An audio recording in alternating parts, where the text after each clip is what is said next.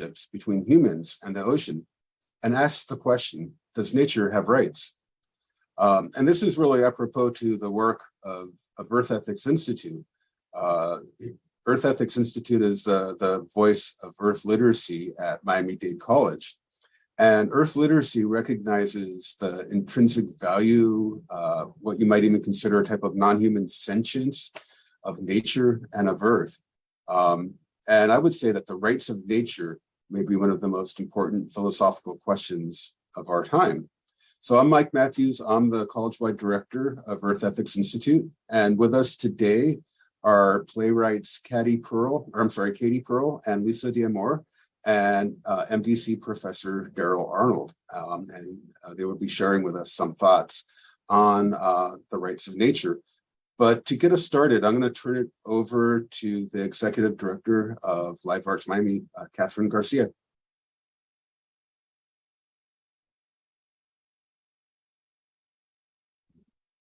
Hi, everybody. My name is Catherine Garcia. I am the director of Live Arts Miami here at Miami Dade College, and we are part of your Department of Cultural Affairs here at the college. We do performances throughout the year at venues throughout the county in music, theater, and dance, and we've been really, really proud to bring this work, Ocean Filibuster, to Miami for the first time. I want everybody to know that this performance is running at the Arch Center this weekend, Friday, Saturday, and Sunday, and MDC students get free tickets. So feel free to reach out to us at liveartsmiami@mdc.edu if you're interested in tickets, and we can get you signed up. It's really something not to be missed. I know you're going to be delving into a lot of the themes around the show today.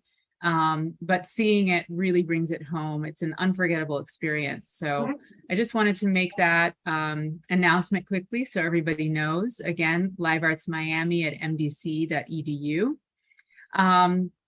And everybody, we're in spotlight mode. I see someone has their hand raised. Not sure if we want to take questions. We'll save questions for the end, or you can type them in the chat. And thank you very much. Have a great conversation today. Who's next, Darrell? Great.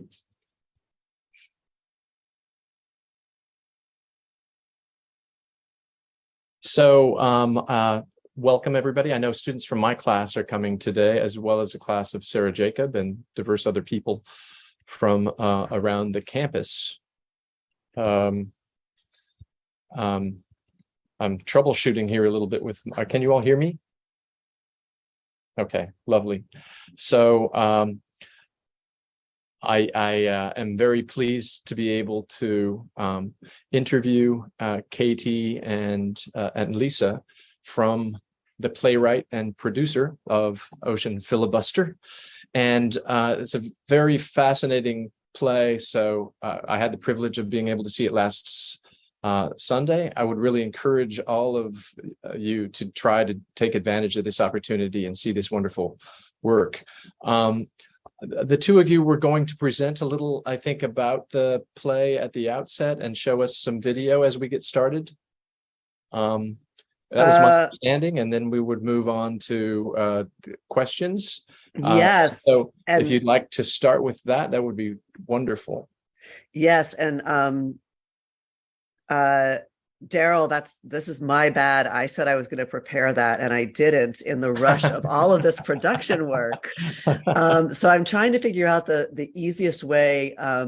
Lisa, if you talk a little bit, I can set up some video excerpts.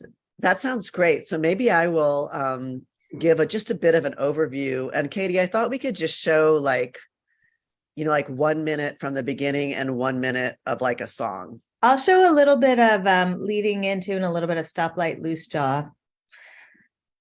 Yeah, or maybe even Mr. Majority setting up the rules for the filibuster. Great. Perhaps. Okay, great. So yes, thank you for rolling with us. So for all of you who are in this class, we've been in Miami pulling together all the technical elements of this show, which is a touring production. So we are going to different cities and setting up in theaters. And this production as I think you may have gotten the overview, is it's a music theater show with a lot of video. And the context for the show is that it is set in a future global Senate in which a character that we call Mr. Majority is proposing a bill to end the ocean as we know it and use technology to shrink it down into 7 manageable seas. And that will enable, he thinks, to keep humans safe, but also to allow us to develop the land that is left behind into kind of living spaces, tourist spaces, wonderland spaces. As he puts this bill forward, the first person to speak against the bill is the ocean in human form. And the ocean has come to speak in its own defense. And in the world of our show, the ocean often sings in its defense, and Mr. Majority sometimes sings back. And the ocean uses the walls of the Senate chamber as a way to show a lot of the wonder of what exists in the ocean deep beneath the surface of the sea. So it almost feels like the ocean hacks the system of the Senate chamber to use it to like display itself. So it's a very, this theater production uses a lot of different modes to kind of tell its story. Oh, and the other thing that is interesting to know is that Mr. Majority and the ocean are played by the same actress, moving back and forth between the roles. And that choice is very related to the nature, to the core of this rights of nature class, because very much we're trying to talk about in our show how humans are actually not separate from ocean. Humans are interdependent with ocean. And because of that, we really need to think of the ocean as something that has agency and rights in the same way that humans have agency and rights. Katie, how's it going on the technical end? Great. I'm ready to share a few things. And do you want to share? You'll share your screen and the sound? Great. Yep. I got it. So I'm going to start with a little tidbit in the Senate chamber where our performer, Mr. Majority, the ocean has just entered the chamber and Mr. Majority has kind of come back in and they're going to talk about the rules of the filibuster. So I'll play about a minute from this and then I'll jump forward to a video moment. And you'll see the ocean, you'll see in this moment, in a very simple way, the performer Jen Kidwell switching back and forth between Mr. Majority and the ocean.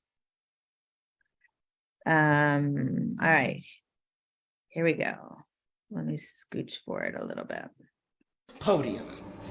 I'm going to back up a little bit. Anyway, you know the reason I've come up here to talk.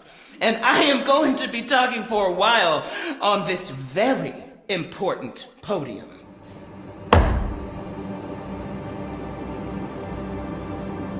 Madam Ocean,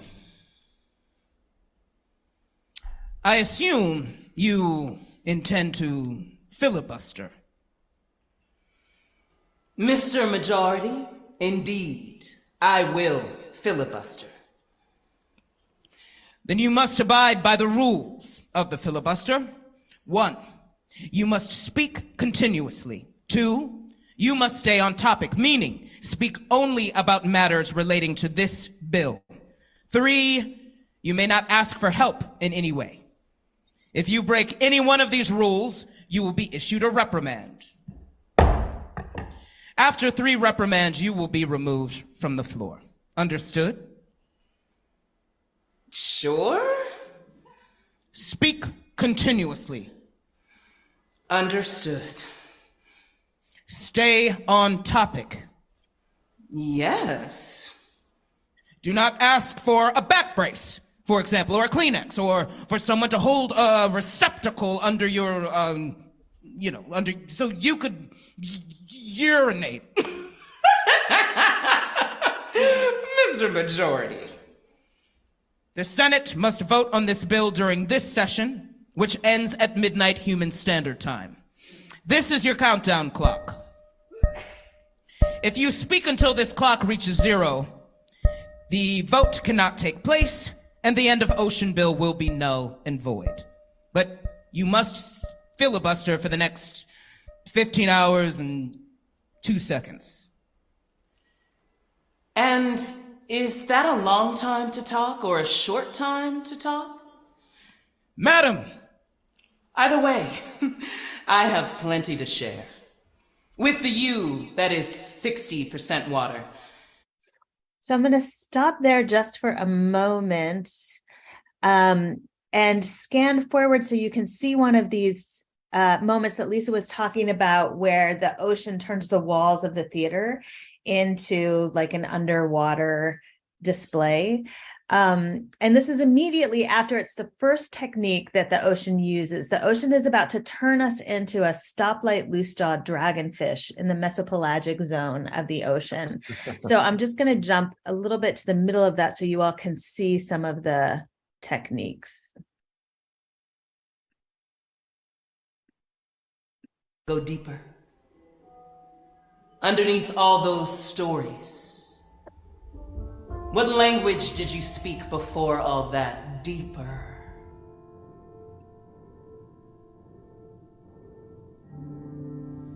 Into your watery self, deep blue, dark blue, blue, black, all around you. And maybe you feel like you are moving through something invisible and thick. And maybe you hear, and you're like, oh my God, help, what is that? As a missile test explodes somewhere over there. But you don't know it's a missile test. You don't have those words. Because you are a stoplight, loose-jawed dragonfish in the mesopelagic zone of me. How far down are we? Well, in human terms, about 1,800 feet. It's cold and totally dark, but that doesn't matter much to you and the blinking red and green lights just below each of your eyes. Bioluminescence, light produced by a living organism. The green light is found on other bioluminescent fish, but your red light is special to you. It's your secret weapon. Because red produces long wavelengths that most fish down here can't see. All right, so that's a little hint of one tactic of the ocean turning us into itself, into a stoplight loose jaw. And I'm just going to give you about 30 seconds of another tactic the ocean uses, which is to sing directly to the Senate chamber and to Mr. Majority, along with the Ocean Ensemble, who are the MDC students that we're working with. Now, this video is from our initial premiere, which was in Boston. We don't have video yet of Miami, but this is their role. From our veins, Ziploc bags and take it, take it. You want it all. You want it all. You want it all. You want it all, fine. Why don't you take it? You want it right now. Take it, take it, take it, take it. Suck the blood from our veins. Sip to your delight. Pull the ribs out of my chest. Smack your lips and just take a bite. So, oops. Why don't you take it? So I'll stop there. In that song, the ocean is talking directly to people saying, fine, you want it all, take it. Just take it all and see what happens if really all this is yours and we have that relationship. That's wonderful. I'm wondering if, you know, there are so many themes that came to mind as I watched your production. At the beginning of it, there's a critique of what looks like a scientific understanding of the world and an overly scientific understanding of the world. And then you're personifying the ocean, right? Personifying an ecosystem. And in philosophy, there's a famous piece called Thinking Like a Mountain. It was written in 1949 by Aldo Leopold. And he looks at, in that piece, the kind of conflict between the deer and the wolf, which in conservation biology of the time was an issue, as people were going out and killing all the wolves. And then thinking, oh, that's great, the hunters can just hunt the deer this way. But what happens is the deer decimate the mountain. So he asks us to kind of consider the conflict from the perspective of the mountain, and over the long scope of time, kind of as you're doing here, with the ocean. And I'm wondering if you could talk to us about why you chose the ocean as your ecosystem and then, how you think, what, if you could elaborate a little bit on that perspective of the ocean. That's a lot of what your production is doing, is elaborating that. But if you could distill some of that to us, that would be terrific. Katie, you want me to start?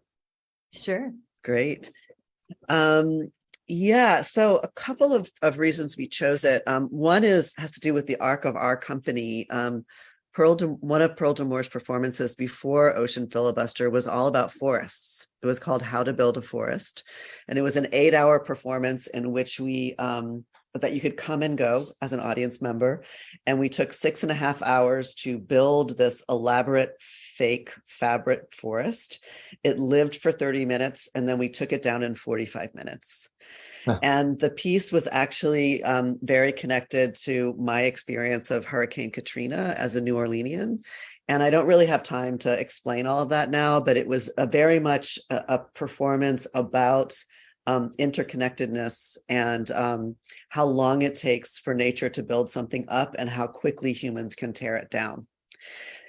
When we were invited to create this piece by American Repertory Theater and the Harvard Center for the Environment, they asked us to create a piece about some aspect of environmental systems. It felt natural to move to the ocean. We were really obsessed with the ocean and how big it is and how hard it is for humans to kind of really picture. We picture waves, we picture the surface, maybe we picture a little bit of fancy underwater pictures from documentaries, but it's really hard to hold. And we thought, like, how can we help an audience really engage and hold with the complexity of this like huge, really organism that takes up most of our planet. I have a couple other thoughts, but Katie, do you want to chime in? I think as we moved into the piece and we started learning more and more and thinking more deeply about it, just realizing how impossible it is to separate. It's utterly impossible to separate human life from ocean. And this conviction that, or this perception shift that we started going on, which is we are ocean, humans are ocean. Any kind of perception that we're over here and ocean is over here is a fallacy. Mm. And so a lot of the show is about, like, how can the ocean continue to bring us closer or shift our perception about just our relationship and our, not just our connection to it, our identity with it. Yeah, that's I mean, it is so, a mountain is impressive, and two of my favorite landscapes are mountains and oceans, mm-hmm. right? But the ocean is so much more volatile and unpredictable, and people are swallowed up in it and lost at sea, and some of that comes out in the production. Mm-hmm. But would you like to talk about what some of the dependencies are?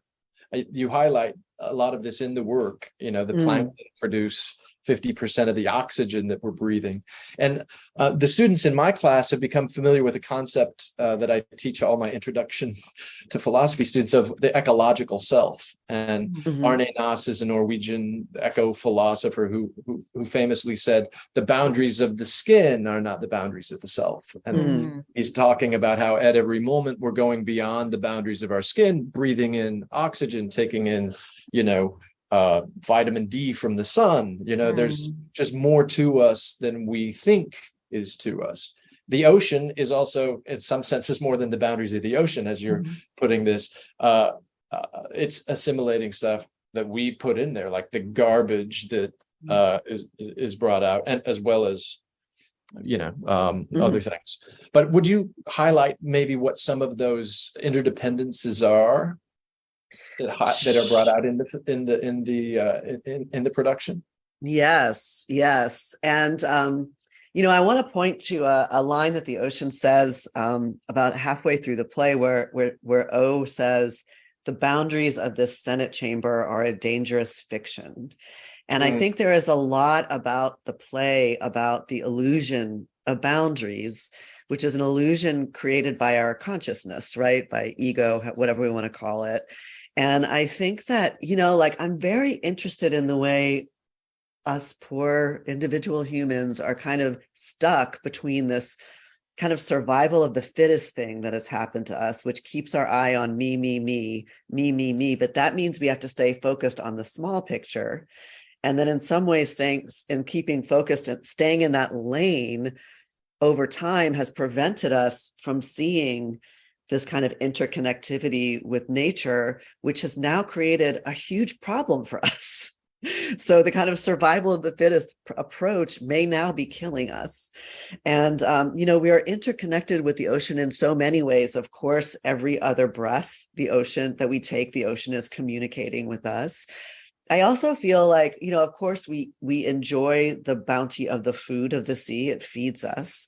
But when we're eating that like delicious shrimp po' boy, I'm from New Orleans, we're also connecting with the stoplight loose jaw and the hydrothermal vents at the very bottom of the ocean, because the reason those shrimp can kind of be alive and be part of us is because of so many systems that are happening in the ocean right now as we have this conversation. Yeah, two things I'll add to that in terms of interdependence. The show talks a lot about a current called the thermohaline current, which is, if you imagine sort of like an enormous, very complicated roller coaster that's happening all around the globe in the ocean. It moves by, so thermo means heat, haline means salt. So it moves by heat and salt. And the globe, the geological systems created this current, and it's the thing that keeps our climate temperate. It makes the earth livable in some ways. And because of industrialization and because of everything we're putting into the ocean, humans are shifting the course of that thermohaline current. Humans shouldn't be able to shift a geological force, but because we are, that's causing some of these big changes in climate and temperature. So there's Act 1 ends by drawing a line between like the click that you make on your computer when you order something from Amazon, and how that click participates in a system of industrialization that is altering this geologic system under the ocean. So it's really trying to draw that connection as well. Yeah, those are both really lovely points.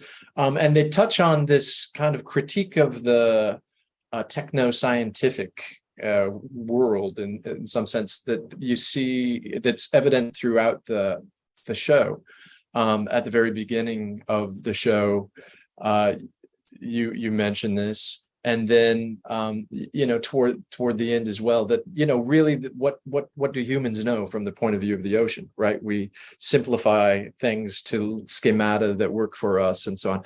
I wonder if you would highlight some of the ways that the play means to be critical of the, techno-scientific orientation of industrial society. And maybe because this is a philosophy class, I'll caveat that a little bit.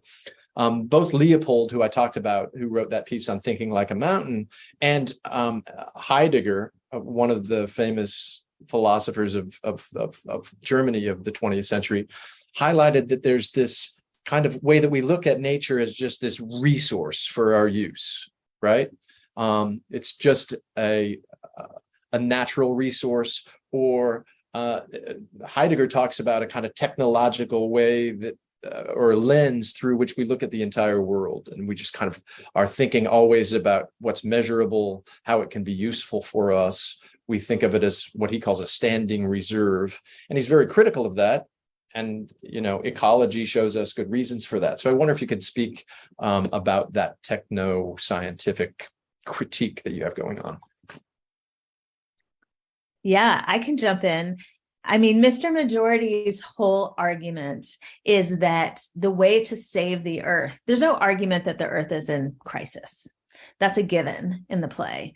But Mr. Majority argues that the way to save it is to turn to human ingenuity, science, and technology to control and manage the earth, to maximize the resources. And they've developed like all sorts of ideas and have deep belief that this is the way forward. And I think what the show is offering as the ocean kind of steps up to speak against this is that sort of what Lisa was saying before, we've been on this path for many, many years now, and it has brought us to this place.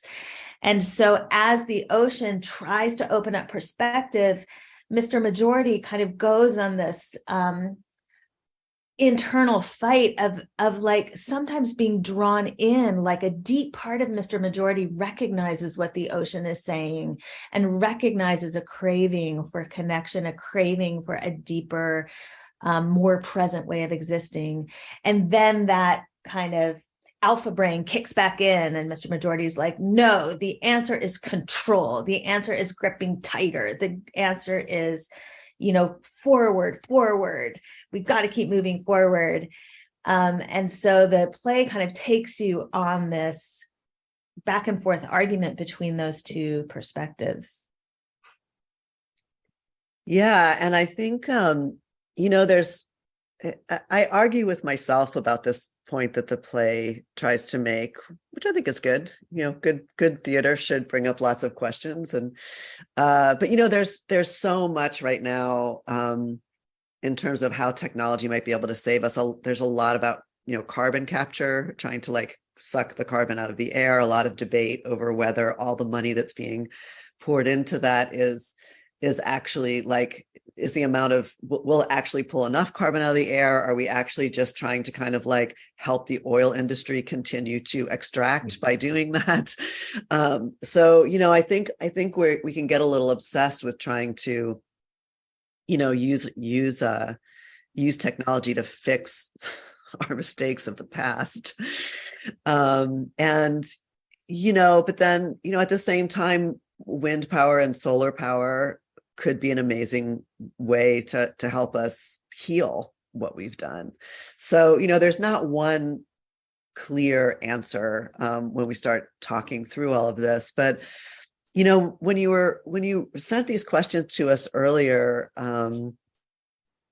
Darrell, I was thinking both about the argument the play makes about technology and then the argument that the play makes about time and human time, because there's a lot in the play about human time versus ocean time. And, I think that the human clock that we, are beholden to has moved us away from things like experiencing the seasons or the cycle of the moon or other larger cycles of nature.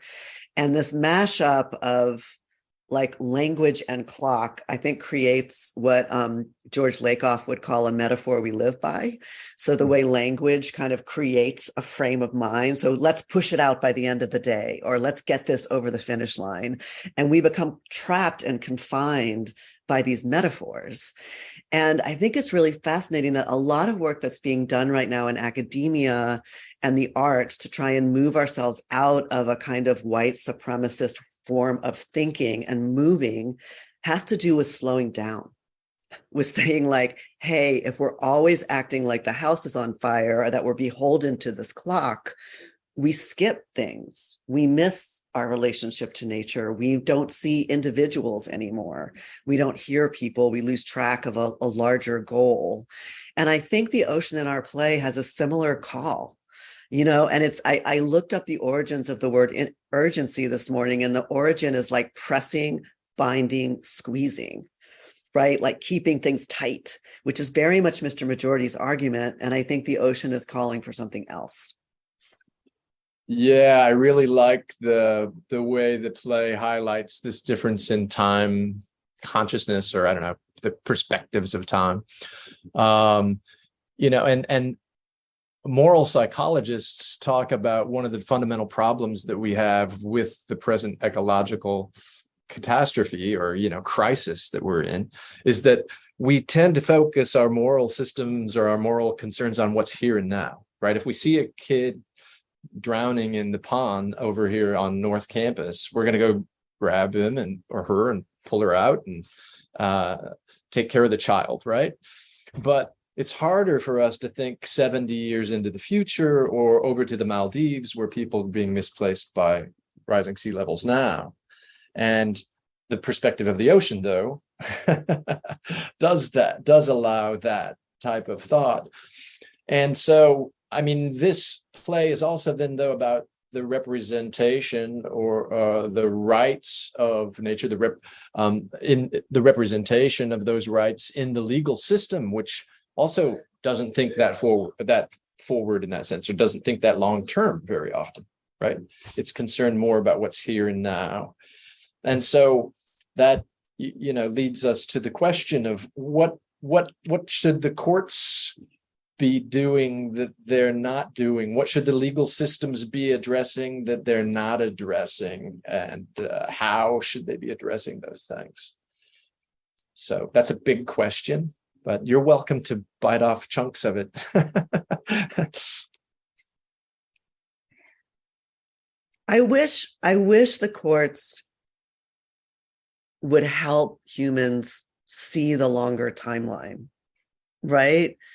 I mean, I live in Louisiana, so there's so little regulation around oil drilling and dredging because Louisiana is a really poor state. And so there's a feeling of like, well, people have to make money. These are jobs. This is how we're surviving.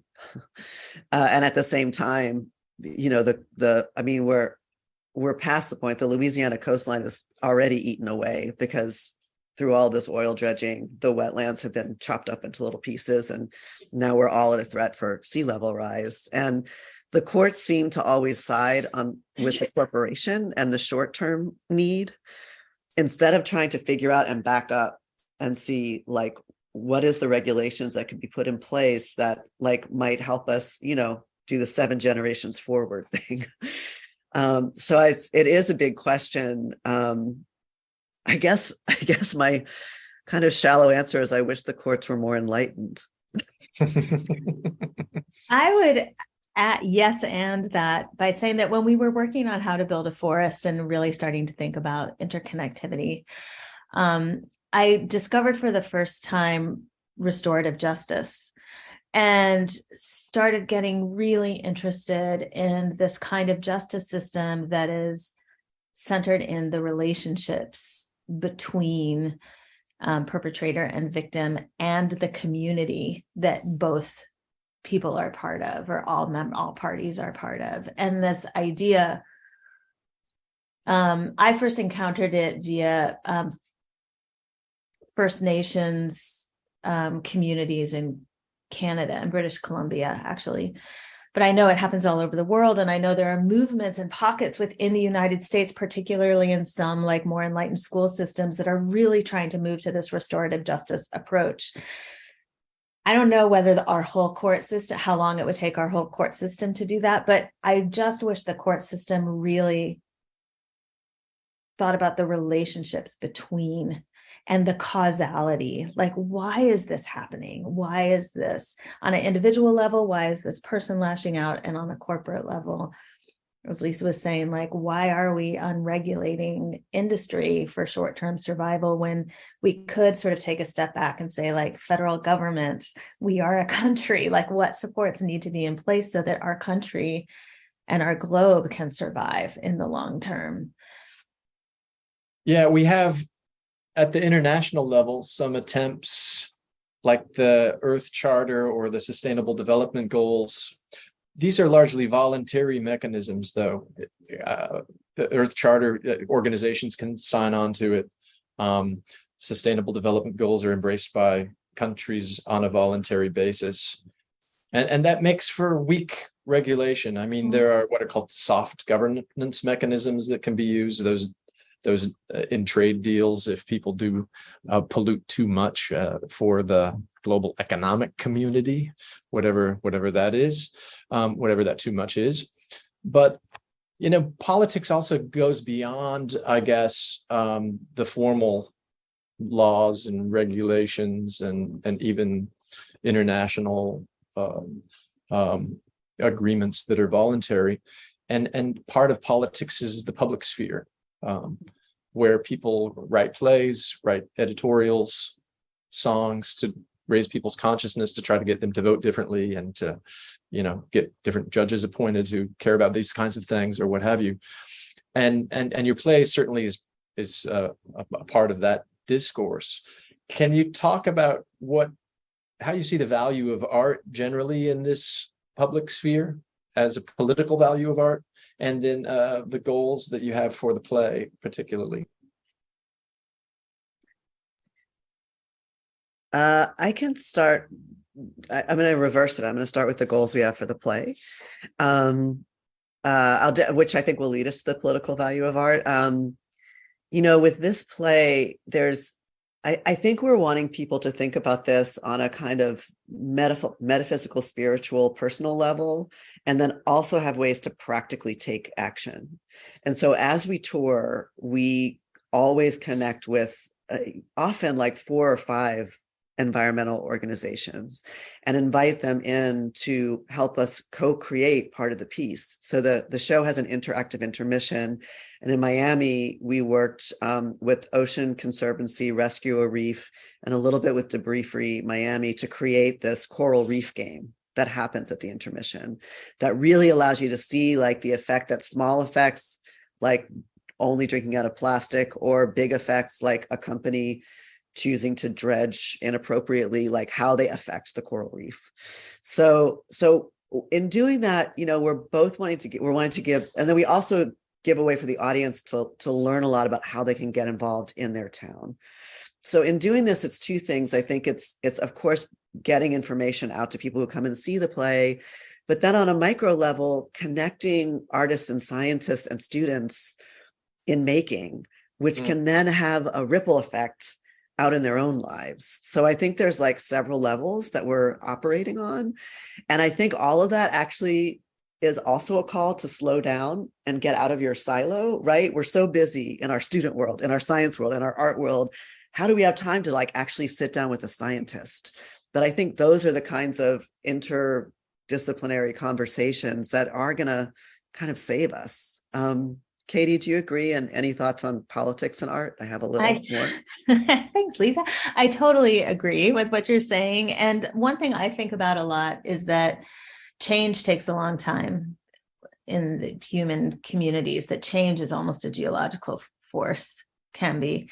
And that one of the ways change happens is that conversations that start way on the fringes begin to enter more and more and more into the mainstream until it becomes part of daily conversation, an awareness, a concern, a reality. And I feel like as artists, and certainly with this project, when we started working on this project, which was really in like 2017, 2018, the climate wasn't part of daily headlines. The crises that were happening in this country and around the world, the awareness that civil wars that were happening were actually sparked by climate issues. All of that was very niche information and interest. And over the last many years, those headlines are now like right in front of us, and the realities are more right in front of us. And I think that kind of mimics, artists are part of voicing stories, of seeing,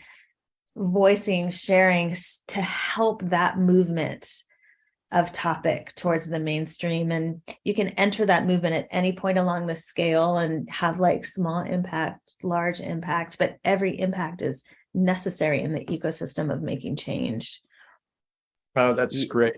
I like the idea of the mental ecosystem that's at place there too.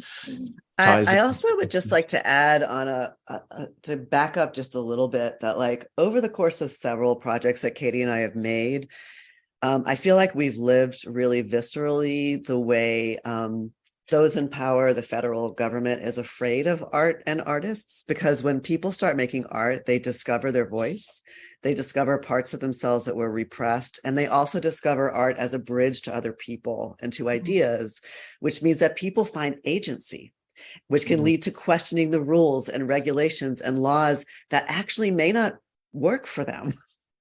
And so I'm really, I don't think I have to be convinced that this is part of why the federal government essentially doesn't fund art, because it's not in the interest of those who want to control us. So I think this is like another reason why art is very political, just in terms of expressing and understanding who you are and who you can be and what it means to live a healthy life. Wow, those are great comments. Thanks so much. I want to open up the floor for some questions. We have about 7 minutes left, 7 or 8 minutes. So anybody have a question, you can raise your hand. I haven't been able to look in the chat to see this, but I wanted to let you guys know that someone's texting in the group chat that they're not that they're in the waiting room. Yeah. Oh, okay. I don't know if Mike can deal with that. There's a code they have to have. Thank you, Mia. Does anybody have a question that you would like to pose?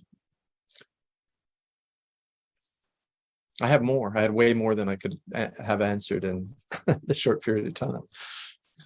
Well, actually, I had a question if I could jump in. So as you're kind of talking about this dichotomy, I guess, between kind of how the government is seeking to control us. I was thinking about how when we've had this legislation that's helped nature, like the landmark legislation of the 70s, the Endangered Species Act, and the formation of the EPA and the Clean Air and Clean Water Act. These were things that actually had a positive effect on the environment and helped it. But at the same time, they were seen as being oppressive to the economy. And that kind of the response to that was this whole move towards deregulation. In the name of the economy, that we need to have less regulation so that there could be more profits, I guess, essentially. And they've kind of twisted that to the point where there's kind of this thought that there's almost like an eco-fascism, that if there's too much control in the name of the environment, that we're losing our freedom. So I was wondering if you would want to kind of comment on this dichotomy, I guess. I think it actually plays out in our play. I think of it like a pendulum, and we see it in terms of like what happened with the presidential election and with elections too, that as movement happens in one direction, there's this smash back to greater control. And Mr. Majority kind of goes on that pendulum as he feels the deep rightness, I think, of what O is saying. He has to clamp down even harder to hold on to his position in the world. And also like late phase capitalism panic. Like, like it just sort of feels like to be all a part of this, like, where we've gotten to, where the wealth, the money is held by so few, that like we're just skewed into thinking about like, well, but how are we going to make money? Like, how are we, instead of how are we thinking about how this is all interconnected? So I see someone else has a hand up. Yeah, so Sarah Jacob has a question. Hi there. Well, first of all, I want to say thank you so much for that play. absolutely loved it. I've been encouraging my students to go, and a couple have, and I think it's something that really communicated this issue we have of our narrow human perspective so well. And I guess I'm not sure I have a question, but a comment. I think that part of our problem is that sustainability and, you know, considering like non-human species is often seen as something that is going to result in a lower quality of life. And I think that that's the big mistake, right? The big mistake, because I think that what we really also need to emphasize is that we can have much better quality of lives if we are not on this treadmill that has us running from the office to the this, to the that, and we have to go to the gym, and we have to do this, and we have to do that, and we have to live for the future. And I guess that I just wanted to kind of mention that, because I think it's really an important part of the narrative, right? That this is actually going to be so much more fun, right? Living sustainably can be much more fun. And so I just wanted to say that, and you know, I just loved the play, loved it, and it also reminded me of some very ancient philosophies like Shuangzi, and the idea of dreaming, the butterfly's dream. I don't know if you know that, where, you know, Shuangzi is dreaming he's a butterfly, but when he wakes up, he's not sure if he's the butterfly's dream. And so the idea of, you know, perspectivism, like all of these perspectives of what's good and how we have to account for all of them somehow. So anyway, thank you. That's what I wanted to say. So would you like to comment on the fun of living? Yes, I actually do. I do want to think of that, because I love, you know, well, first of all, many of you might know this anthology, Pleasure Activism, that is edited by Adrienne Marie Brown. And it is about trying to kind of, it's about many things. It's a collection of essays, but about trying to kind of like tackle this you know, group effort to make the world a better place by thinking about it as pleasure, not the grind. And there's a video that I'm constantly sharing with people that some of you may have seen. It was created by The Intercept, and it's about the Green New Deal, and it's animated with AOC, and it's imagining, it imagines, oh wait, I just texted it to someone instead of putting it in the chat. Hang on, I'm putting it in the chat. I don't know who I texted that to, but they'll be happy to get it. But I really encourage you to watch it, because it's creative, it's beautiful. It allows you to imagine how awesome it's going to be rather than how terrible the world is going to be. So check it out. Great. We have 1 minute, and I would say then we could go to Will Anders. Great. Yeah. Final question. Will? Or is it Jules? I'm sorry. Yes, it's both of them. First, I want to say hi to everyone. As you already see, my name is Will Anders. I'm not going to really stay for long. I just want to say thank you for this presentation. That was great, and I learned a lot from it. And I also want to thank you to my professor for inviting us to this Zoom meeting, because I believe each of us learned something from it. So I really appreciate it. I say thank you very much. Thank you, Will, for the question. I think we do need to wrap up. I don't know, Mike, if you in closing are going to make some statements. I would very much like to thank you for joining us today. It was a really enjoyable and enlightening conversation. And get out and see the play. It's really fantastic. Mike or Catherine, did one of you want to make a closing statement? Well, I'd like to thank all three of you for the conversation. This is really great. I really enjoyed it. And I just really think that this is such an important topic, just kind of considering our interconnection with the natural environment. And, you know, at Earth Ethics Institute, we talk about the crisis of perception, where, you know, we perceive ourselves as being separate, you know, individuals, where in reality, we're all part of the larger organism of the Earth, really. And this is something that's really important for us to think about as as a society, as we move forward, how can we continue to exist if we don't acknowledge our this intimate and intricate interconnection with the rest of the planet? Well said. Thank you so much. Yes, thank you. Really lovely to be with you all today. I appreciate it. Yeah, thank you. Thanks, everyone. I'm sorry, Larry, we just had the time constraint. Wonderful. Thank you. Thanks. Okay. Bye-bye. Bye, everybody. Bye. Thanks so much. Thank you. Bye. Thanks again. Bye. Thank you. I will. Bye. Thanks, Mike. Thank you, Darrell. All right. See you later. Yeah.